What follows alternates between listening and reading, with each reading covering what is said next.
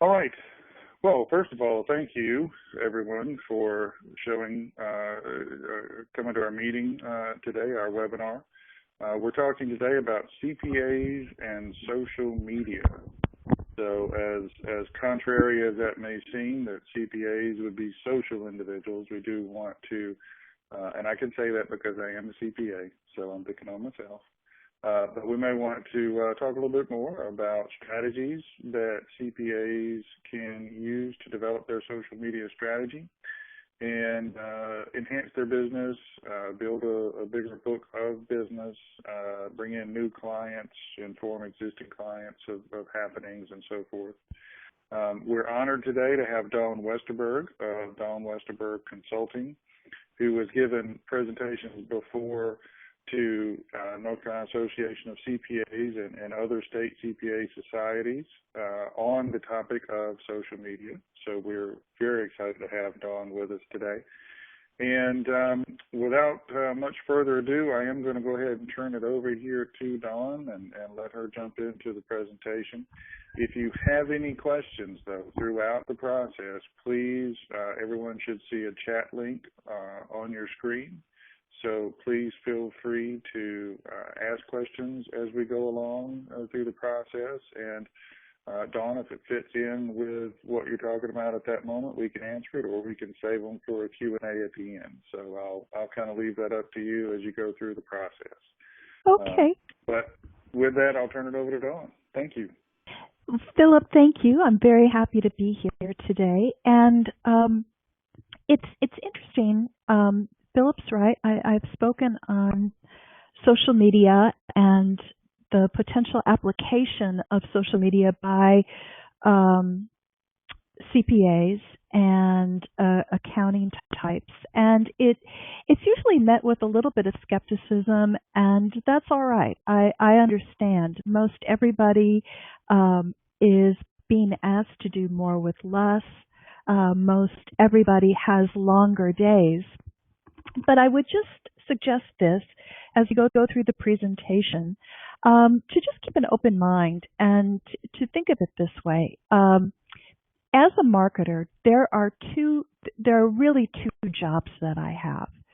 One is to build awareness. That is, and let's just say for this discussion that I am a representative of your company, just as you are.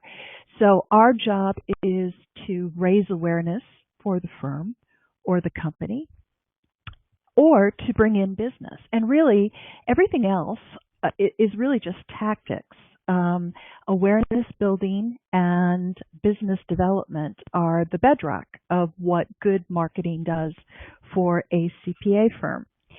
And so one of the reasons why I think that social media should be considered is that it is a new, free avenue. And it's not so new anymore, but it's maybe an unpracticed avenue that can be used to certainly increase awareness of your firm and quite possibly to even develop business.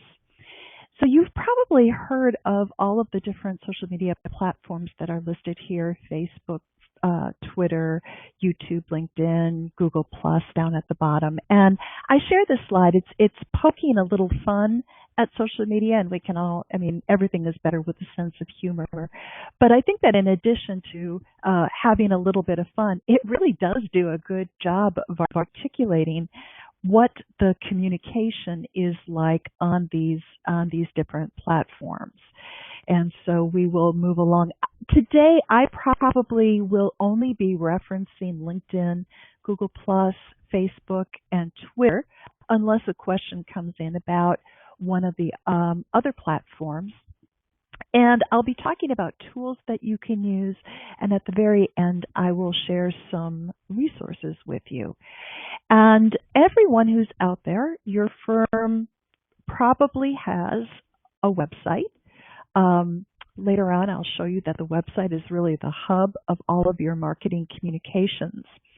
But part of having a successful website is to be found online, so that when someone goes in and types Greensboro CPA, that your firm will rank higher than others in those search engine results. Or if they type in Raleigh CPA, that you will appear higher rather than lower, and higher or lower certainly better than not appearing at all. And one reason that the technical people will give you as the sort of checkbox for the best reason to have a social media profile is that the profiles, just by virtue of filling them out, so if I go to LinkedIn, and I'll use Massey Consulting, they're not a CPA firm, but I'll just use them as my example. But by virtue of Massey Consulting going out and filling out a profile on LinkedIn, and filling out a profile and opening an account on Google+, Facebook, Twitter, one of the things that the profiles allow you to do is to include a link to your website. And because of the millions and millions of people that use these platforms, the search engines consider the social media platforms highly authoritative and influential. So having a link from each of these platforms pointing to your website is one way to help you show up higher in those search results than lower. And so if for no other reason it is worthwhile from a search engine optimization or SEO point of view to make sure that you have profiles on the different social media platforms. Today, I'm also going to talk about the epic changes of the past few years, and that's not just the platforms themselves, but changes in client behavior. We're seeing some demographic shifts in the United States right now. Managers are, if you're a baby boomer like I am, and you stick around long enough, all of the managers are getting younger and younger, and they have adopted these various platforms. We're also going to talk about what the benefits could be for a CPA firm and how you can apply it in a way that is befitting of a CPA firm. And I'm trying to be very, very sensitive and recognize up front that your credibility is measured in professionalism. It is measured in the precision of what you do, the ethical standards with which you comport yourself and your firm. And I am not suggesting a massive schizophrenic change in behavior. We'll look at practical applications for professional accountants and public accountancies. And then I'll have some tips for each of the media. And if there are any questions, as Philip mentioned, you can enter those into the chat, and I would be happy to answer any questions. I'd also like to just begin with a marketing reality, and that is as new technologies are unleashed, and it's considering that email wasn't necessarily something that every single person in the office had when I began my career. Even now, the internet is quite old, and even smartphones and mobile technology are quite old. But we do have enough of a perspective to take a look back over the last couple of decades and see the economic and behavioral impact that technology has had. Yellow pages are all but extinct. If you went back a few decades, purchasing a Yellow Pages ad was probably a very strong and critical consideration of your firm.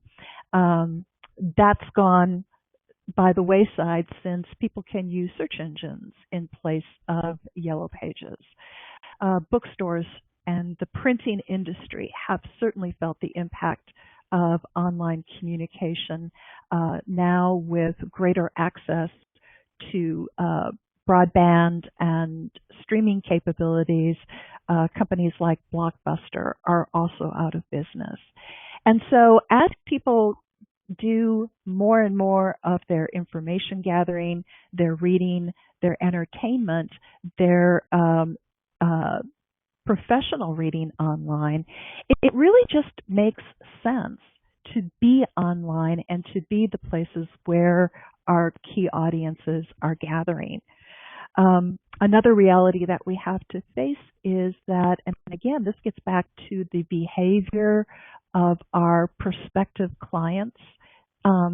Outbound interruption-based marketing is not welcome. And in fact, it's thwarted in Canada and to a certain degree the United States, and email providers have followed suit with restrictions on who you can email to and in what volume.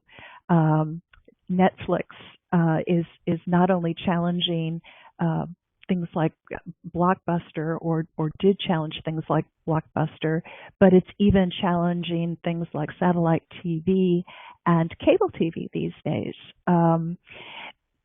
Consumers look to thwart outbound interruption-based marketing with things like DVRs and direct TV on demand, things like that, so that they can avoid any sort of commercial interruption. Yes, they might have to place their thumb on the fast forward button, but all of that technology, and it's important to keep in mind that they are paying money for it to avoid outbound advertising and marketing. And so keeping in mind that all of this is going on, and the extent to which your prospective clients are engaging in this, if their behavior has changed radically, then we have to change our behavior radically in order to communicate with them. And so the first question becomes, and the reason that why we're talking about social media today, is being cognizant of where our future clients are hanging out. And it's not whether or not I like to be on Facebook. It's not whether or not I enjoy going out to Twitter on a daily basis.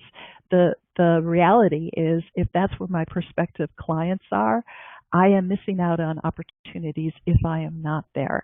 And so for the health of my business, it makes sense to go and hang out where my prospective clients are hanging out. One of the examples that really brings this home, this whole idea of how prospective clients want to get their information and how they are thwarting interruption-based marketing, is that in the last presidential election, 126 million Americans voted in that election. That is, look at how that number is dwarfed by the very next bullet. There are over 200 million people on the Do Not Call registry.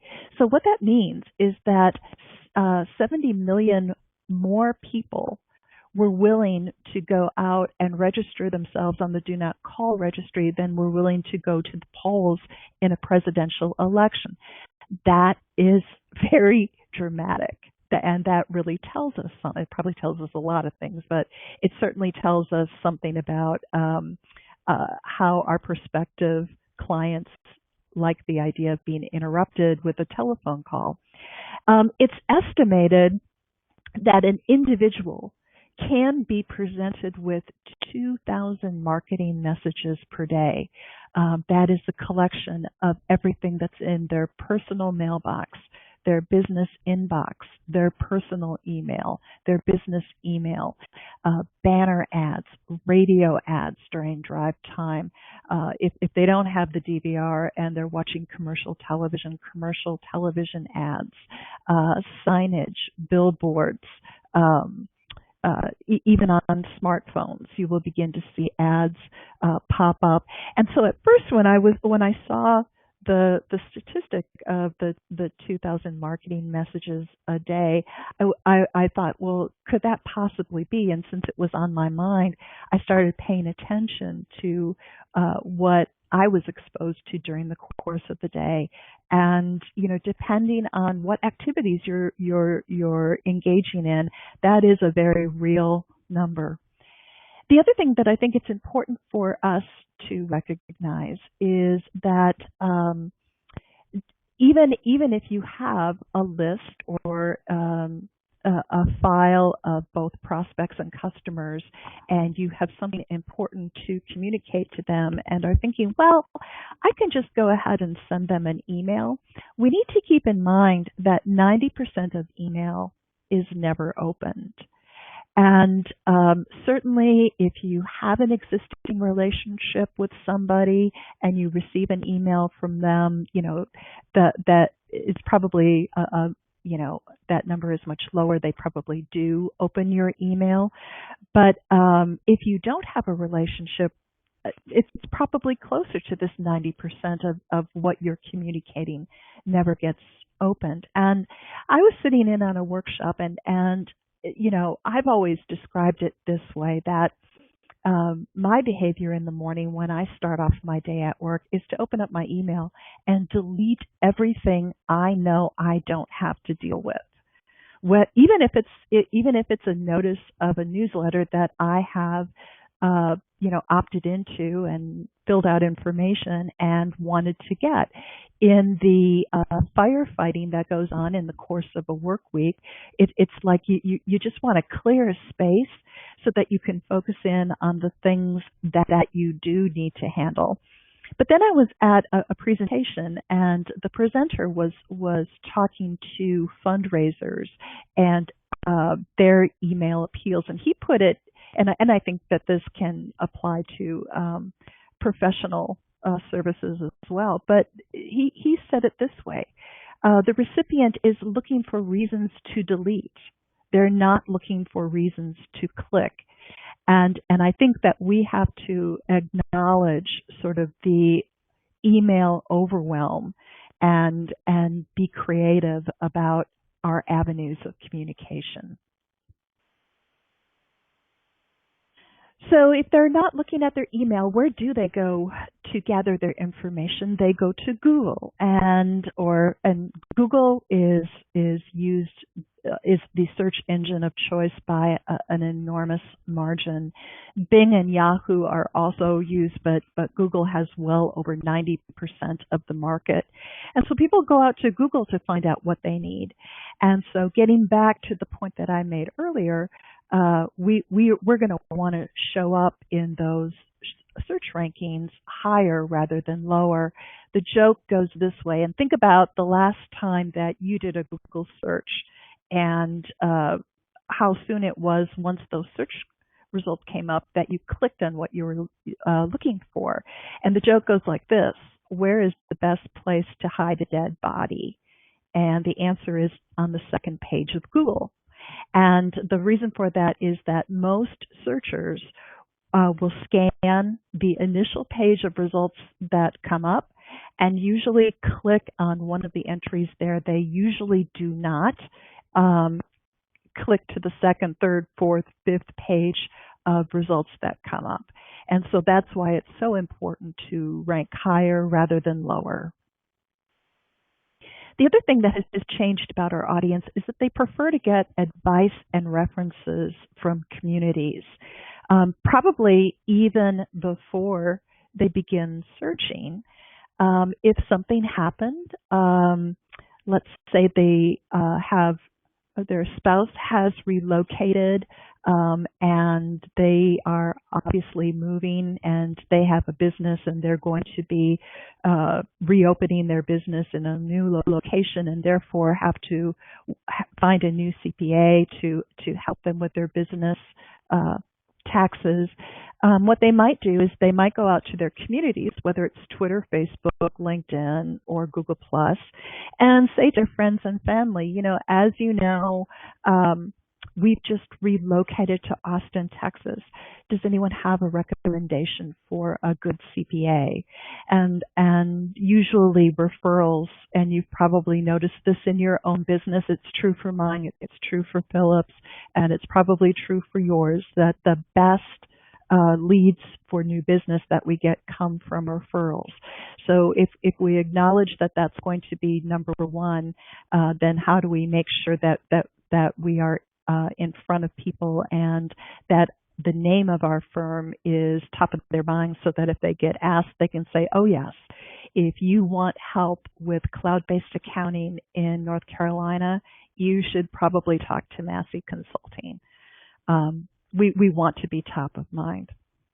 The other thing that social communities or social platforms will do is they will contribute, and this is pretty average of all the different clients that I have worked with. It's right around, it could be from 7% to maybe 13% is the highest that I've seen. So average that out, and we've got roughly 10% of the website traffic that comes to their site is coming from social platforms. So I stripped out the name of the company, but this is pretty indicative of what I see.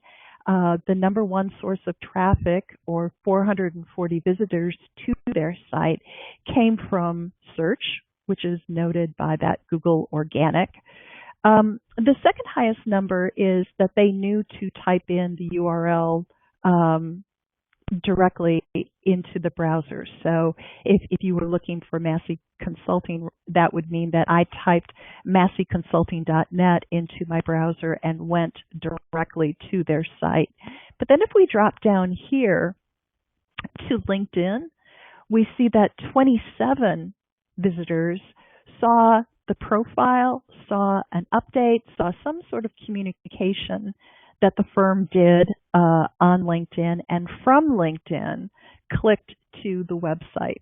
Same down here, this t.co is Twitter. And so 16 people that saw a tweet from this particular firm clicked on the link from Twitter and went to their website, and another 15 people clicked from Facebook. So practical reasons to participate in social media, would we welcome a 10% increase of website traffic to our site? I think the answer is yes, and social media can deliver that. Here are some numbers on how the different platforms compare, and I'm talking to numbers people, and I will be the first to admit that not only do I not want to be communicating with 90 million people on Google or 500 million people on Facebook. All I want to do is to find the 200 to 600 that would really matter to me, and I want to make sure that I'm connected with them. And it's really not a numbers game. It is more of a valuable, authentic, helpful communication exchange is what we're looking to do here. But the reason that I share the numbers is because a lot of times I'll hear things like, well, but no one I know is using social media. Well, these numbers, and we can assume, let's say that 50% of all of these numbers were invalid accounts or abandoned accounts. Even if we went that high, it's still left with a profound number. And what that tells me is that whether it's you or whether it's me, that there's a portion of our target audience of critical connections that we want to make that are available for us out on social media. One of the things, the Facebook number has grown, and I heard it described this way, that if Facebook were a country, it would be the fourth largest country in the world. So how can social media help me and my CPA firm? Well, we can follow key contacts. And that could be existing clients that you have. It could be prospective clients that you would like to have come on board and be a part of your book of business. It could also be network contacts. If you're a CPA firm and your technology partner is Massey Consulting, you'd probably want to be connected with Massey Consulting via social media. If you had some attorneys that you consulted with or were referral partners with, you would probably want those attorneys in your network. Believe it or not, the IRS and the AICPA are active on Twitter and Facebook and LinkedIn, as are many associations. The NCCPA and others are also active on social media platforms. All of the national publications that cover the accounting industry, Practical Accountant, Accounting Today, Accounting Technology, CPA Software Review, and there's probably a whole list of others that are just not coming to mind. They're all participating there, as are their writers, reporters, and they oftentimes are looking for story ideas through social media. One of the things that you can do is make a list of who these key contacts would be, and you could go out to their website, and if they are participating in social media, they probably have social media buttons up on their website. You should have those too. And it makes it very easy. If they've got a chain of LinkedIn, Twitter, Facebook, you can just click from button to button and be connected with them once you have your own accounts set up. And let them know that you're there too. Make sure that you have buttons on your site. You might even include buttons on your email. On your homepage, it should be present, and also on your Contact Us page, you should let them know what social media platforms you're participating in.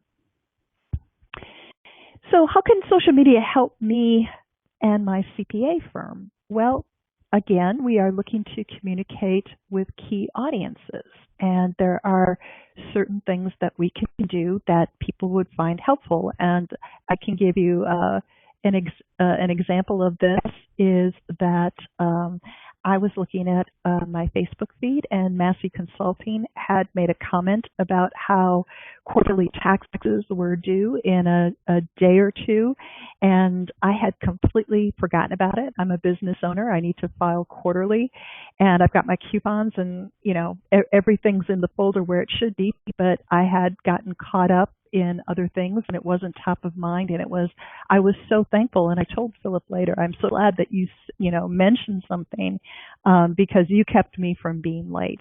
So that's just one example. You can put out an update that talks about, just a reminder, quarterly taxes are due next week, or just a reminder, quarterly taxes usually due on the 15th will be due on the 17th, or whatever it is, due to the 15th falling on a Saturday, or whatever the case may be in the timeline. The other thing that's very helpful to business owners or to individuals is to share facts. If you have learned something that there are going to be changes in how mileage is calculated, or other little tidbits like that, those are things that you could share that people are going to appreciate, that people will naturally enjoy seeing from a CPA firm. And the other thing you can do is help link them to the forms that they need, or link them to IRS pages that explain changes. And I probably don't need to say this, but we always need to remember that social media is in fact social, and not just social, but public. And so we would never want to share private information, and we would never use the platform as a place to vent. It kind of goes without saying. However, I put it up there because a lot of times what will happen, and this doesn't just happen in CPA firms, it happens in nonprofits, and it happens in commercial businesses, is that someone or a stakeholder does not want to deal with social media, and so they pass it off to the youngest person in the office, thinking, well, okay, they have a natural acumen. Well, they might have a natural acumen, but they might not have the professional experience and the soft skills to know what's appropriate and what's not appropriate. So just a wise word of warning there. So social media can help your clients organize and prepare better. You might give them tips on how to better separate their receipts or their invoices or their business expenses. And by posting regularly on these platforms, they will see your little avatar and they will see your company name, and it helps you stay top of mind, so that if they are asked for a referral, you have been seen recently, and they will remember to mention you, and it will give you better search engine rankings. And it doesn't happen a lot, but it may bring in a new client. And you never know. I worked with a company that in Atlanta that for decades ran an ad in quarterly State Society newsletter. And while they could never say, well, we know exactly that this business came as a result of having that ad in there, they knew that it built their awareness. They knew that people saw their name. They knew that it helped build their recognition. And they were kind of sad when the particular publication that they were in stopped being distributed in the print form and was only available online, because they felt that that was useful to them. Start thinking about social media that way. It may not, you may not be able to say, well, this particular check from this particular client is a result, but it gives you the visibility. It'd be sort of like if you could have your company name on a billboard and people would see it on a regular basis and you didn't have to pay for it. Would you do it? Of course you would. It's the same thing with social media. It's a way for you to be seen. The next important step, beyond setting up your account and beyond identifying who you want to follow, is to build a following. And as I mentioned, usually people have that on their website, but each of the social network has its own search capability. So you can look for company names, you can look for individual names, and usually what happens is that if I follow Philip Massey and he gets a little alert in either his LinkedIn account or Twitter or Facebook that I am looking to connect or become friends, or if I've followed him on Twitter, there's a very good chance that he will follow me back in return. And so sometimes just the act of following or connecting with someone online will get them to return the favor. If not, just make sure that you publicize the fact that you are available via social media. Think about your updates in advance, and here just, these are not controversial things at all. There are facts you can share. There are deadlines that you can remind people about, federal holidays that come up. Just remind them that there will be no mail on Monday, so if they were looking to send something off, make sure that you allow yourself enough time. If in your own research you find an article online that is informative and helpful, you could share that as well. You could share tips to be better organized and links to forms that the IRS might have. And you could take a look at this based on the year. When are people thinking about printing W-2s? When are nonprofits looking to file their 990s, et cetera?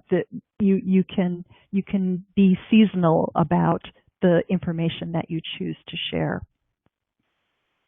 I don't think that I need to go into a whole lot of explanation about looking at the etiquette of the platform, because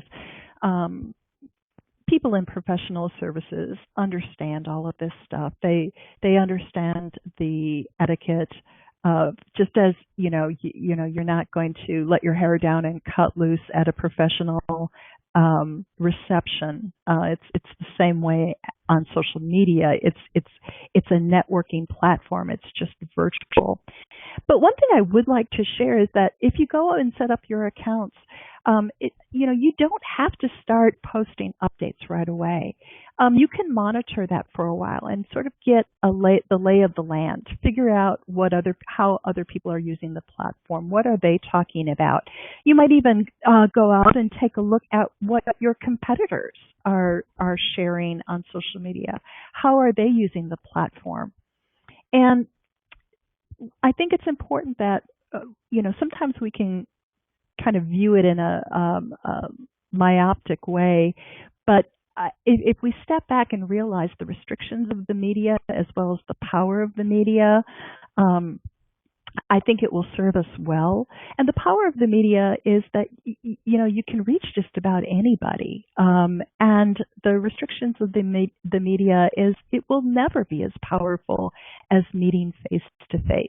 It will never be as powerful as socializing with someone at a conference.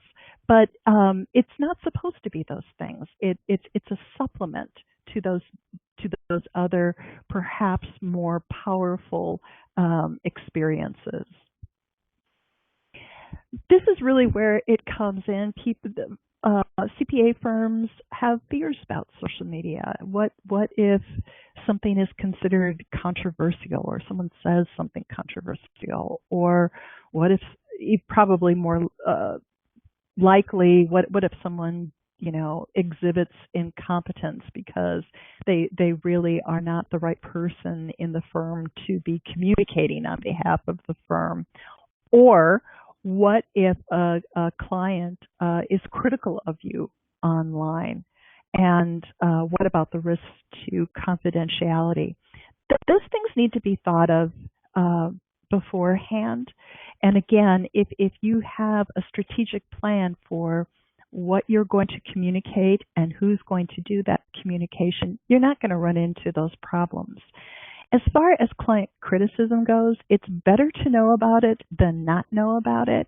And there's sort of this idea that, well, if I weren't on social media, they wouldn't be criticizing me. Well, that's not true. Other people, I'm not recommending that we do it, but other people do use social media to vent. And if a criticism comes up, deal with it immediately, deal with it fairly, deal with it professionally, and express that you're willing to do what you need to do to get it straightened out. Though I doubt that anyone listening to this would find themselves in that situation. All right. We've talked about the first two bullets, but I wanted to point out the third, that social media is like any other tactic or platform that you use, in that it is benign until you pick it up. And so when people worry about, well, what if someone says something stupid on social media? Well, people have been known to say stupid things in email and stupid things on the telephone, and mistakes like hitting reply all or sending out to the wrong distribution list. Those things happen. It's benign unless you light the match. So with proper coaching, proper focus, this is what we do use it for, this is what we don't use it for, social media can be a perfect place to go. So strategy before tactics. How does this fit into the overall firm strategy? And as I mentioned at the outset, it's probably a way to increase awareness.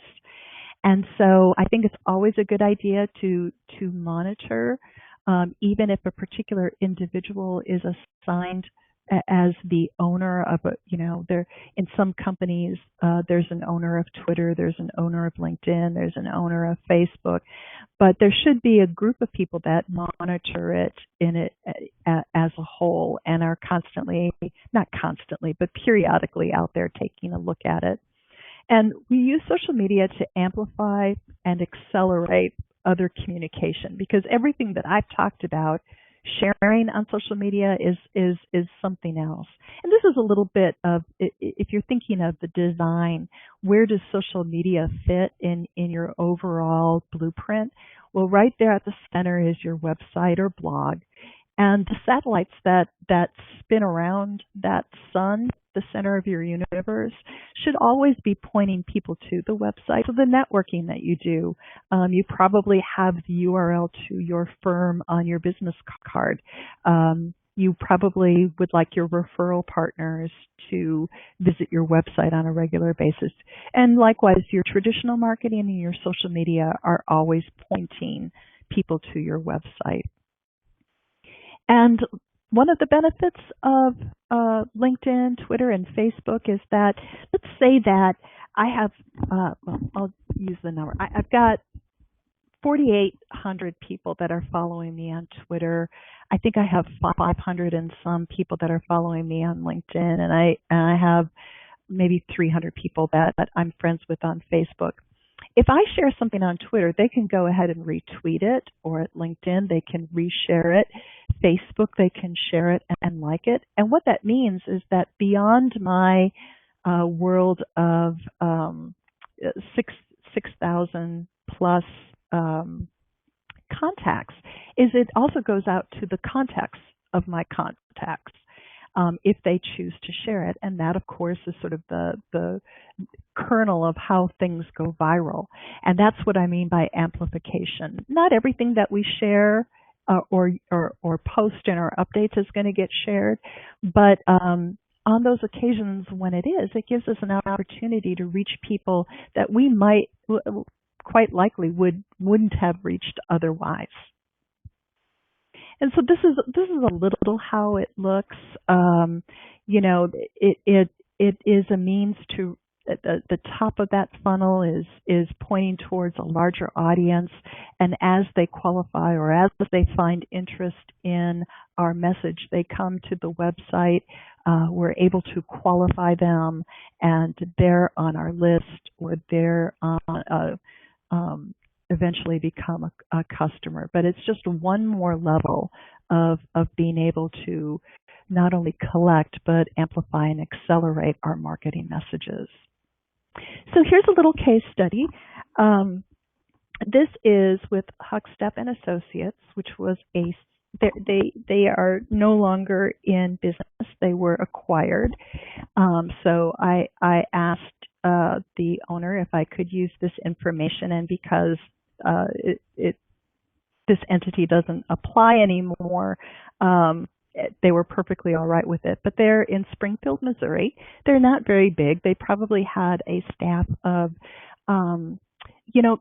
probably 5 to 8 people, more during tax season, less during the non-busy season. But I'll show you some examples of how they used Twitter to amplify their traditional marketing, and how they used social media to point back to their website, and that this is deployment that they did of the people that were on their staff. Their staff was administrative people and accountants. They had no marketing personnel. So the principal of the firm, Jeannie Huckstep, was she did business, or not business. She was on the board of the State Society, and because of that position, she wrote this article for their quarterly newsletter. So what she was then able to do was, not only did it appear in the quarterly publication, but she took a little excerpt from it and put it on her company blog, and with a little preface that said, Jeannie Huckstep was recently published in The Asset, a publication of the Missouri Society of CPAs. And below is a brief excerpt, and then there's a link to the original article. So now she's able, she already spent the time and energy to write the article. It's nice that she can repurpose that and use the different platforms to get the message out there.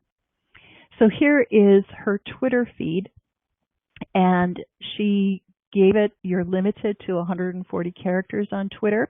So what she did is she gave it a little intro, virtual servers, one-step management of your technology resources, and then links. You'll see here that she also shared a link from the CPA Practical Advisor 2011 review. And then down here, earlier in December, she had shared an IRS announcement of inflation-adjusted figures. So those are all of the things that we have talked about earlier, and nothing controversial, nothing that, it all goes with the brand of the firm. So there are tools you can use. Hootsuite is a tool, and I'm pretty sure that Massey Consulting uses this. And I just took a scrape of the screen, and as you can see, it sets those updates in columns. So you could have one column for LinkedIn, you could have another column for Facebook, you could have another column for Twitter, and that's an easy way. Remember, we talked about how important it is to monitor your account. And so one, you can monitor your account just to see that updates are being made as they should be. But also, if someone does share one of your articles, you'll see it right away. Or if someone says something nice about you, or if someone says, hey, Philip Massey, great to see you on Twitter, that this is up and you can respond to it in a timely fashion. If you're only going out and checking your account once a month, you sort of miss that opportunity to connect with the people who are connecting with you online. Hootsuite also allows you to auto-schedule. And what I like about this is that for a firm that doesn't have marketing people in place, is you could think about what your messages are going to be. I mean, obviously, we don't know. We won't know in July if the IRS has an announcement next January, but we do know about the things that are going on right now, and we can actually schedule those things out. We might say our offices are going to be closed September 13th through the 16th for the annual partner retreat. We will be back in with normal office hours on Monday, September 17th. Or we might say this would have been back in 2012, this would have been an example of when quarterly taxes would have been due on the 17th. So you can go in there, get those reminders scheduled, and then that way, when you're doing your monitoring, you don't have to worry about your broadcasts. You can just look to see that if anyone has contacted you and deal with or respond to them. So how do you get started? I would first and foremost jot down a list or create a spreadsheet of who you would like to have among your followers and who you should be following. And that might be clients, that might be prospects. I will just remind you that editors are out there. And as I said before, every single national accounting publication has people out on Twitter, and they probably even have an account in the publication's name as well. They're also active on Facebook and LinkedIn. I would also add to that your local press. And I have seen over and over again, I'm in Austin, but I'm sure that this happens in the Triangle area as well. But there will be reporters and producers and assignment desk editors from the local radio stations, television stations, Austin American Statesman. And a lot of times they will ask for perspectives. Now, are all of them going to need the expertise of an accountant? No, but a lot of them do. What are the they always, how they do this at the end of the or on April 15th, they've always got a reporter stationed at the main post office. Well, sometimes they're out there in advance of that, and they're saying, in January, what can people do who did their taxes at the last minute last year and don't want to go through that again? What are 10 things that they can do to make this year an easier process? There's plenty of opportunity. I would highly recommend following editors both locally and nationally, because it's a great opportunity to find ways to get it's great publicity for your firm if you were to be quoted or televised or interviewed as a guest. And when you're getting started, I always tell my clients it's okay to be quiet on social media while you're learning how it works and watching what's going on. But being quiet doesn't mean ignoring it. Being quiet means that you go out to the accounts and take a look at what people are saying and check out your competitors, check out the publications, and learn what people find helpful, what people are sharing, and go, you know what, we could do something like that. Or conversely, we're not going to do what XYZ did. And these are the questions that you should ask yourself. What types of information am I comfortable sharing?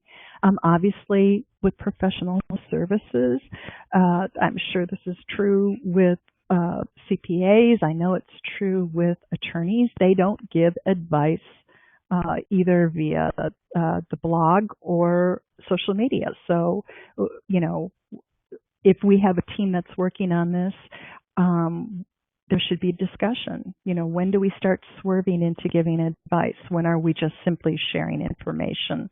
And then think about, and you might even ask, or you might even look at, how your clients are interacting on social media and what kind of information do they find valuable.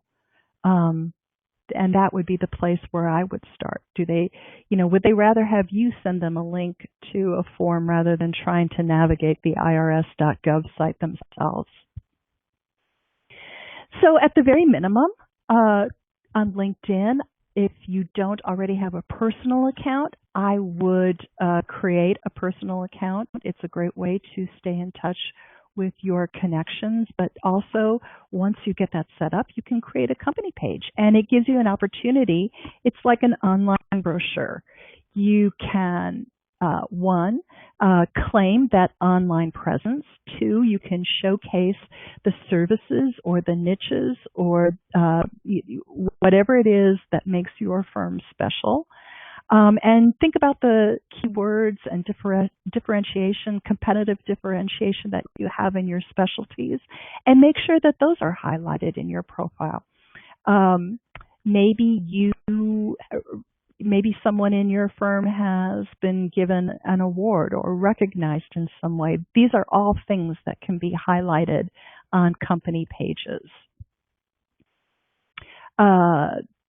We talked about using the update section for links and reminders, but we can also use it to announce new hires and promotions, show a little love to the people in our firm.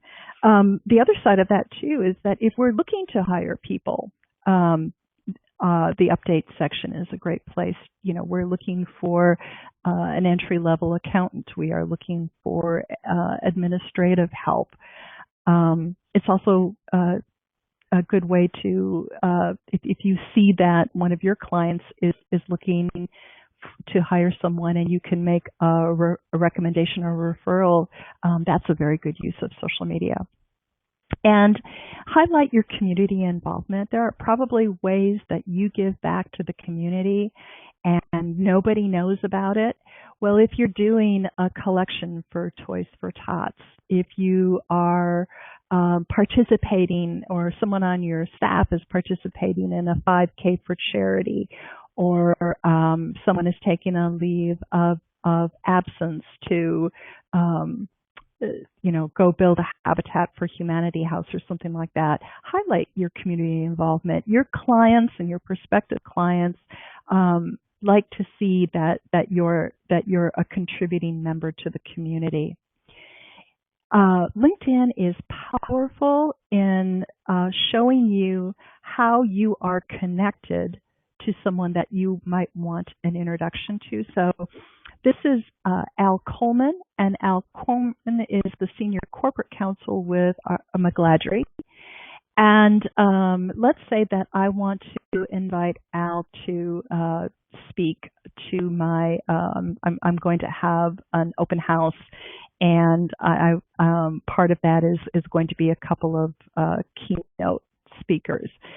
So I've heard that he gives a great presentation, but I don't know him personally. I can go out to LinkedIn and put his name in the search, and LinkedIn will show me if I have amongst my connections that know Al. And what it's showing me here is that my son Benjamin does know Al, and that's an alert to, oh, that's right, Ben did an internship at McGladrey 4 years ago, and that's right, now I remember he worked in the same office as Al did. And so I can go to Ben and say, Ben, would you kind of give Al a heads up that I'll be sending him an email, or I'm going to be giving him a call to invite him to speak at this event.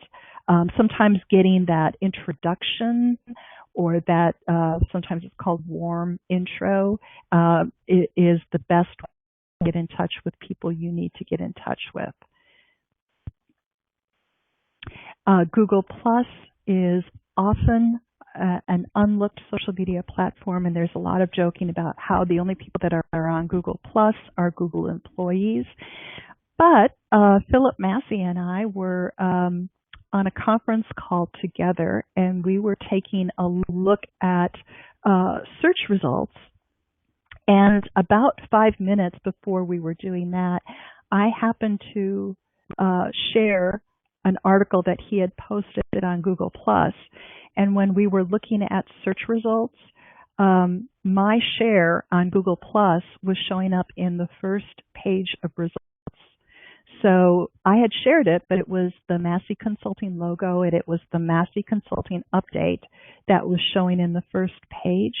And so what I tell people is that even though you might not have a whole lot of interaction on Google Plus, you want to be posting there anyway, because Google Plus is the same company that has Google Search, and they give favoritism to their own social media platform. So do not overlook Google Plus.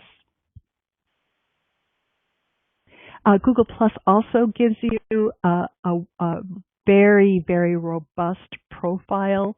And not only can you share like the profile that I showed you on LinkedIn, but it also allows you to link into every other profile that you have out there on social media.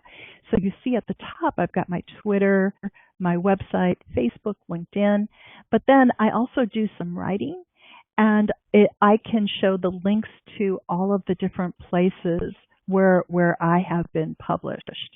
And so it's a great way to showcase if there are partners or members of your firms that have been published in the journals.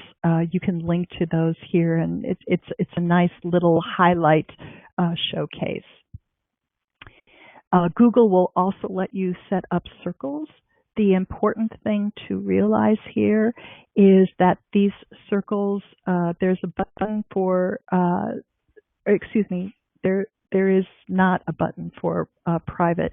Know that everything that you put in a Google Plus circle, anyone else can go in and take a look at. So I don't know who Scott Holt is, but I was doing a search for another client of mine for Chicago area nonprofits, and I saw that Scott had put together a circle of 93 nonprofits in the Chicago area.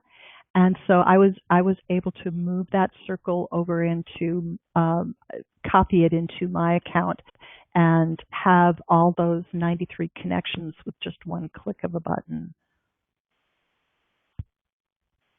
Facebook, 3 quick tips. The profile is so important. If you have a company page, it must be linked to a personal page. And so in this instance, you want to make sure you don't want to have an intern or a person that is not likely to be at your firm for a long time set this up. You need to set this up with one of the most senior member, partner, principal of the firm. So, for example, I know that at Massey Consulting, all of the accounts, they're not set up to Philip's staff. They are all connected to Philip because he is the brand and the name and the biggest stakeholder. So that is a tip from me, is to make sure that these accounts are linked to someone who's going to be at the firm for the foreseeable future.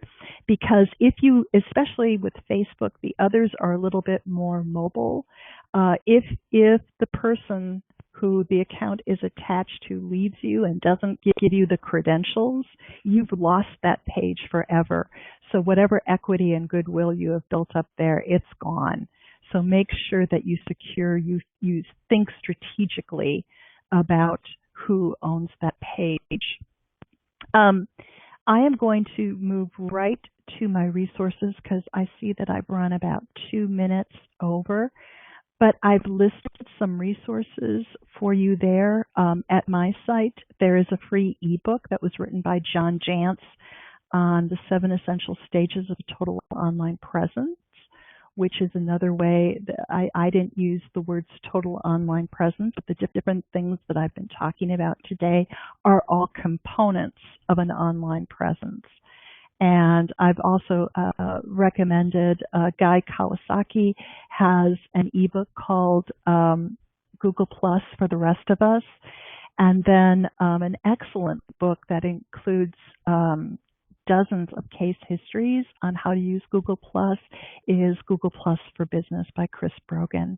So Philip, that concludes the presentation. I don't see any questions in the chat. So thank you again for giving me this opportunity to present. I really appreciate it. And I hope that everybody here learned a few things that they can take back to the office and put in place.